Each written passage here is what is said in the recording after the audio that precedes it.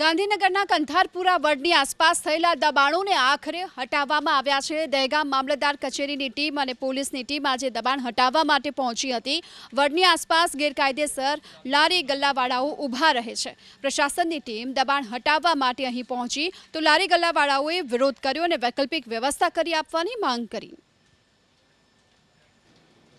ગુજરાત હાઈકોર્ટના chief justice કે જેમણે ટકોર કરી છે કે એ દિવસો દૂર નથી કે અમદાવાદ શહેર સંપૂર્ણ સિમેન્ટનું જંગલ બની જશે।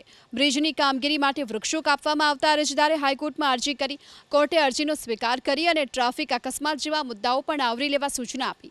અમદાવાદના એસટી હાઈવે પર વધતા અકસ્માતો અંગે ચીફ જસ્ટિસે ચિંતા વ્યક્ત કરી છે અને લોકો પૂરપાટ વાહનો ચલાવે છે, હેલ્મેટ પણ નથી પહેરતા। ટ્રાફિક સમસ્યા હળવી કરવા માટે ફ્લાયઓવર શોર્ટ ટર્મ પ્લાન છે, પરંતુ ટ્રાફિકના કાયમી ઉકેલ માટે કોઈ પ્લાન નથી। કોર્ટે એ પણ ચિંતા દર્શાવી છે કે અમદાવાદમાં ગ્રીન કવર ખતમ થઈ રહ્યું છે અને એ દિવસો દૂર નથી કે એક દિવસ અમદાવાદ સિમેન્ટનું જંગલ બની જશે।